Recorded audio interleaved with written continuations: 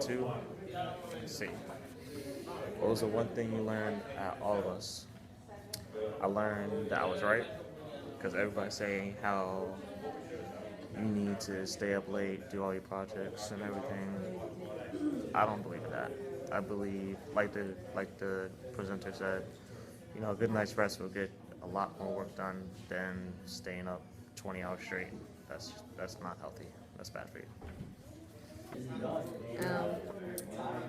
Was there one thing that you learned at all of us? Yes, that's actually a great many things we learned yesterday. Sankey, who's awesome. We have his card here. Um, Sankey actually said something that was so poignant to me, and I wrote it down. And he said, when it comes to overworking or just working really hard, you got to know when it's time to be lazy and when it's time to be committed. So, in a sense, like, there are times when you have to relax your brain, you have to sleep, you have to take that break. And then there's times where you can't be lazy. You really have to, like, get in there and get working. So, for me, that was, definitely something that I'm sort of battling with because sometimes I'm overworking and then sometimes I'm incredibly lazy. So, Like two, what was one thing you learned at all of us? Keep learning. Yes. Let's see, what's the first one? What was the one thing you learned at all of us?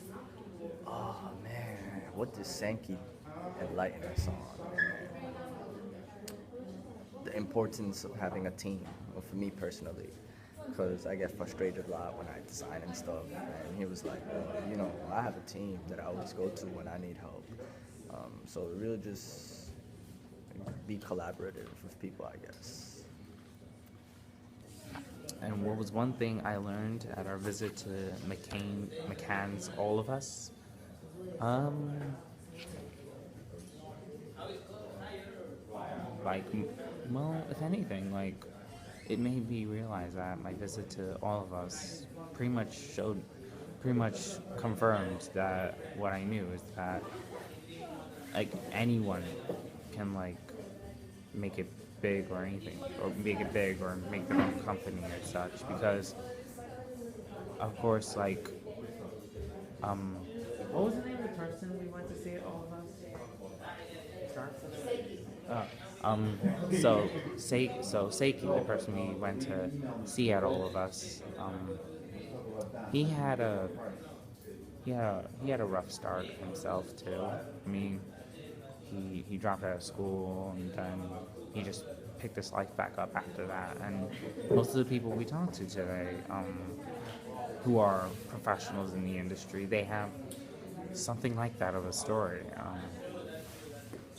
So it's kind of like, okay, we're going to school, so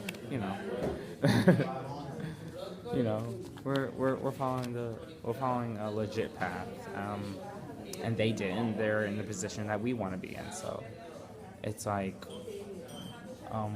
anyone can, like, really get to it. It just takes hard work and determination and such. It was a pretty cool room that we got to sit in with him as well, because it was like a conference room, a white marble table, and they had clouds above us, like fluffy clouds, like literally fluffy clouds above us. And that was pretty cool. I asked if he ever played with the light switch so that it looked like a thunderstorm on dark nights, but no, they don't have that option because the light's are automatic. Design flaw in my opinion. I mean, flicking them on and off and then just like, that would be actually pretty funny. And that's day two, really. I loved walking the Queen's Walk. My feet were killing me. My feet were killing me though. But overall, it was worth it because, like, we got to see so many, like, street art. We got to see people. We got to see.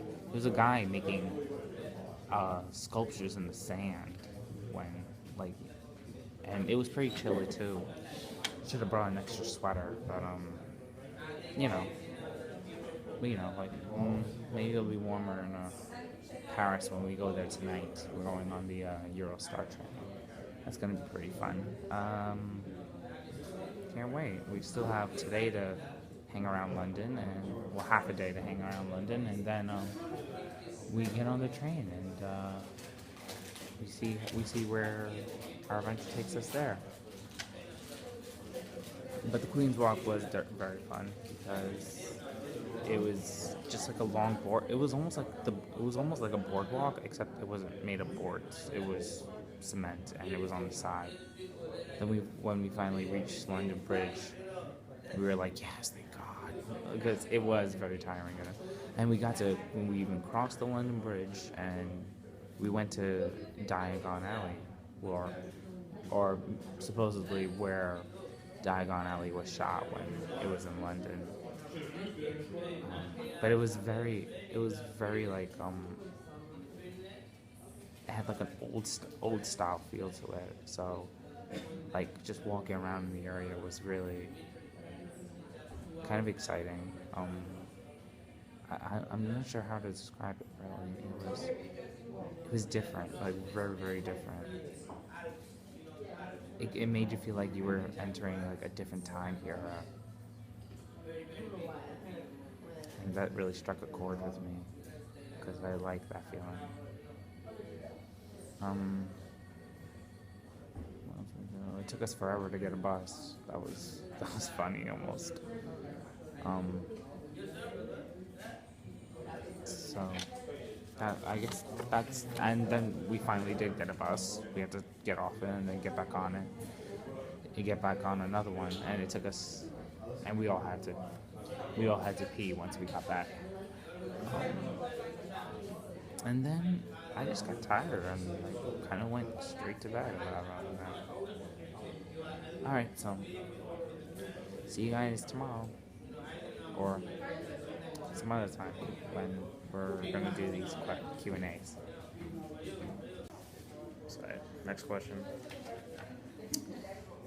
Were there amazing street musicians, performers, any dope street art?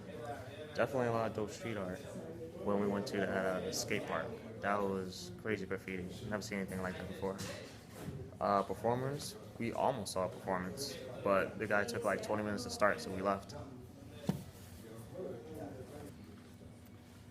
Question 2. Was there any amazing street musician performers, any dope street art? Yes, there was. There was this lady who was singing a cover of, I can't even remember, but everyone was around her, and everybody started clapping when she was done. It was by the London Eye, actually. Street art, yeah, there was this whole like graffiti thing. It's like for skateboarding and stuff, also along the Queen's Walk, and we signed a petition to keep it from being demolished and stuff. You know, that gentrification nonsense. Were there any amazing street musician performers? Any dope street art? There were one musician, I didn't know what he was playing. I forgot what it's called. And then the street art, it was like a skate park, and sort of reminded me of like 5 Points. And they want to like take it down, but I hope they don't. Were there any amazing street musicians, performers, any dope street art? In terms of street art, for me, it's always been the skate park in Southwark. It's this really sort of grimy looking area. It's a skate park. It's sort of underground but above ground, right by the River Thames, and they tag it up with a lot of graffiti.